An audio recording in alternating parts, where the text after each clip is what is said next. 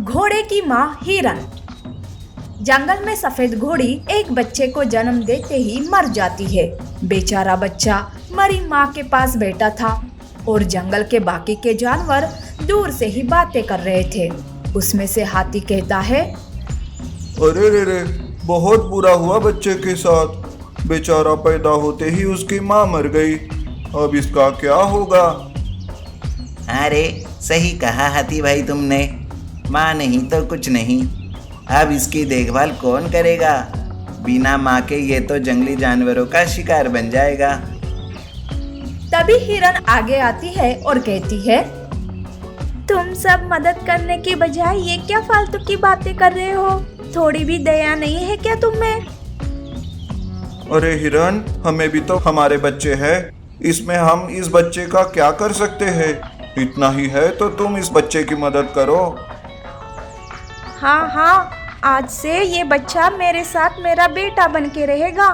मैं इसकी माँ बनकर इसकी देखभाल करूंगी। हिरन ऐसा कहकर बच्चे को घर ले आती है। उसके पहले से ही 2 बच्चे रहते हैं।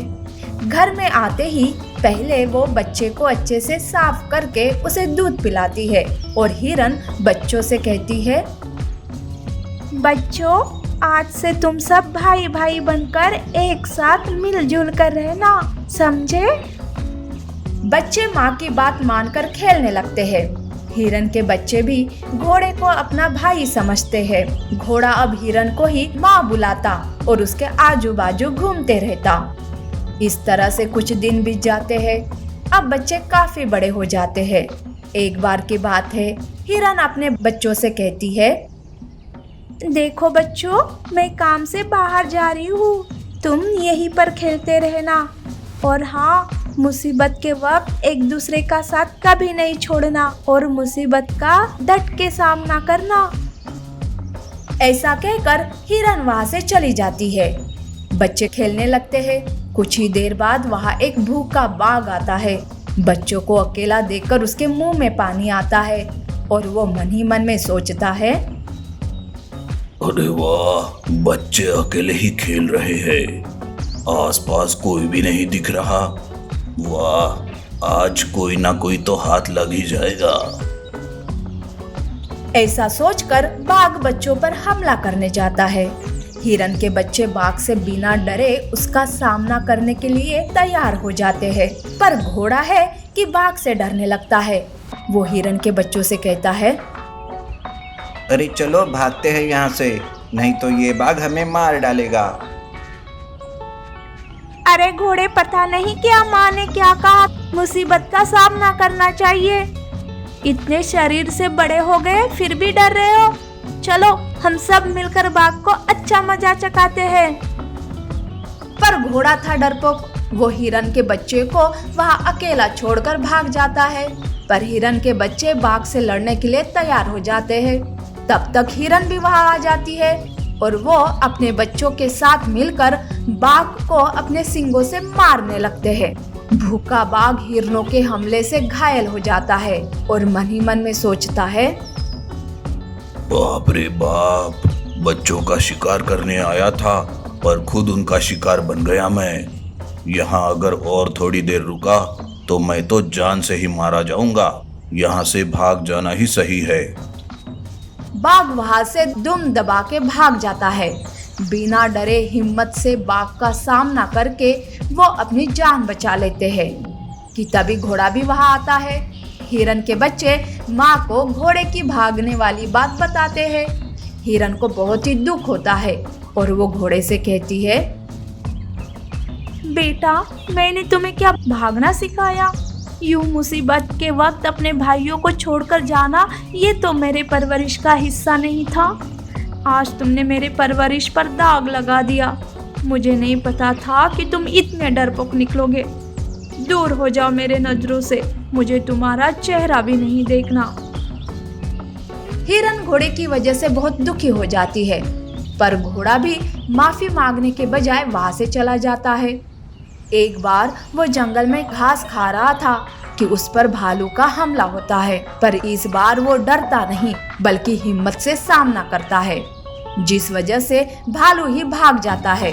तब उसे उसकी गलती का एहसास होता है और माफी मांगने वो हिरन के पास आता है और कहता है, माँ, मुझे माफ कर दो। आज मुझे आपकी शिक्षा का अनुभव हुआ है। मुझे मेरी गलती का एहसास हुआ है। मुझे माफ करके फिर से अपने साथ ही रहने का अवसर दीजिए माँ। आगे से मैं आपको कभी शिकायत का मौका नहीं दूंगा। घोड़े की बात सुनकर माँ का दिल पिघल जाता है। हिरन उसे माफ कर देती है और फिर से सब एक साथ मिलजुल कर रहने लगते हैं। Pig, cow and lion friendship। एक तालाब के किनारे एक गाय हरी हरी घास चर रही थी और उसी तालाब में सुअर मजे से डुबकियां लगा रहा था। दोनों पक्के दोस्त थे, जहां भी जाते हमेशा साथ साथ जाते। बीच बीच में सुअर गाय के ऊपर मजे से पानी उड़ाता और गाय उसे गुस्से से घूरती। अब की बार तूने फिर से ऐसी हरकत की ना तो मुझसे बुरा कोई नहीं होगा। हमेशा जब देखो तब या तो कीचड़ या तो पानी, बस इसी में बैठा रहता है। अरे जरा बाहर निकल, कितनी प्यारी पीली धूप का आनंद तो ले। मेरा आनंद लेने का यही तरीका है। मैं तो ऐसे ही करूँगा और तुझे भी पानी से भिगो दूंगा। बच सकती है तो बच।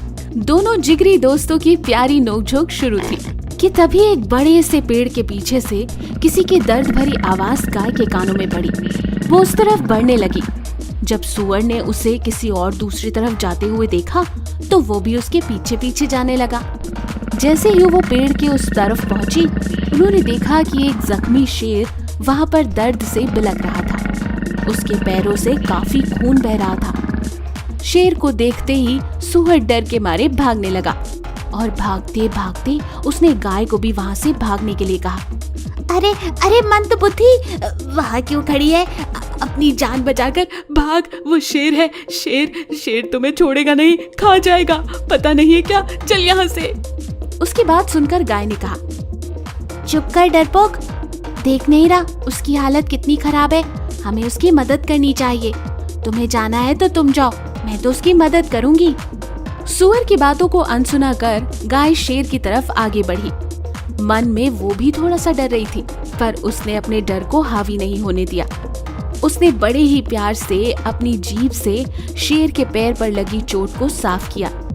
जानवरों की लार मरहम का काम करती है और गाय की लार उसके चोट को लगते ही शेर को काफी अच्छा महसूस होने लगा।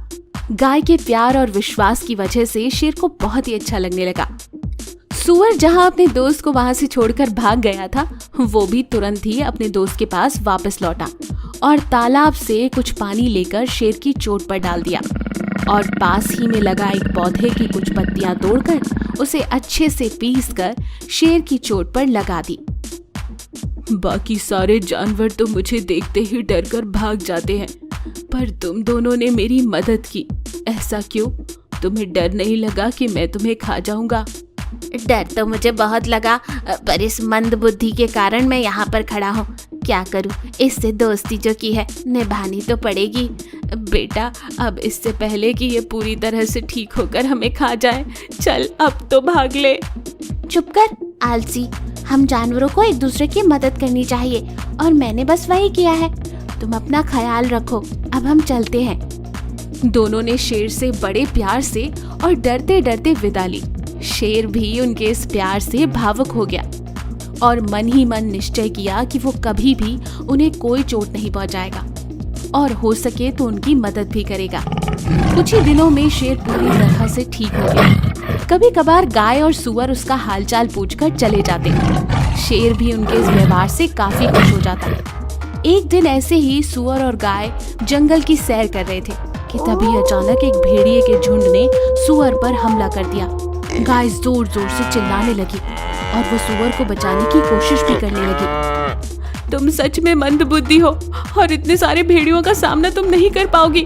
अपनी जान बचाकर भाग जाओ, मेरी चिंता मत करो, वरना हम दोनों मारे जाएंगे। मैं तुम्हें छोड़कर नहीं जाऊंगी। अगर जिएंगे साथ तो मरेंगे भी साथ। वहाँ काफी शोरगुल था। उनके चिल्लाने की आवाज पूरे जंगल में गूंजने लगी। अब गाय और सुअर को लगा कि जैसे उनकी जिंदगी का आखिरी दिन है। दोनों ने एक दूसरे को प्यार भरी निगाह भर के देखा। एक दूसरे से अलविदा ली कि तभी उन सब के कानों में शेर के दहाड़ने की आवाज गूंजी और कहीं से अचानक शेर उन सब के बीच आकर खुद खड़ा हो गया। शेर को देखते ही गाय खुश हो गई। अब शेर ने अकेले ही उन सब भेड़ियों का सामना किया और उनको वहां से पूरी तरह घायल करके भगा दिया। तुम दोनों ठीक तो हो ना मेरे दोस्तों? क्या मुझे आने में देर हो गई? मुझे यकीन नहीं हो रहा कि मुझे ये भी दिन देखना पड़ेगा। मैंने कभी नहीं सोचा था कि एक शेर को अपने सामने देखकर मैं इतना खुश हो जाऊंगा। अभी अभी मरते मरते बचा है, पर इसकी नौटंकी खत्म नहीं हुई। वैसे तुम्हारा बहुत बहुत शुक्रिया शेर भाई, तुमने बिल्कुल सही समय पर आकर हमारी जान बचाई। शेर ने खुशी खुशी उन दोनों को गले लगा लिया और उनसे विदा ली और आगे भी उन दोनों की सुरक्षा करने की जिम्मेदारी ली और वो हमेशा के लिए पक्के दोस्त बन गए। उन तीनों के अजीबोगरीब दोस्ती के किस्से पूरे जंगल में फैलने लगे और सारे जानवर उनकी दोस्ती की मिसाल देने लगे।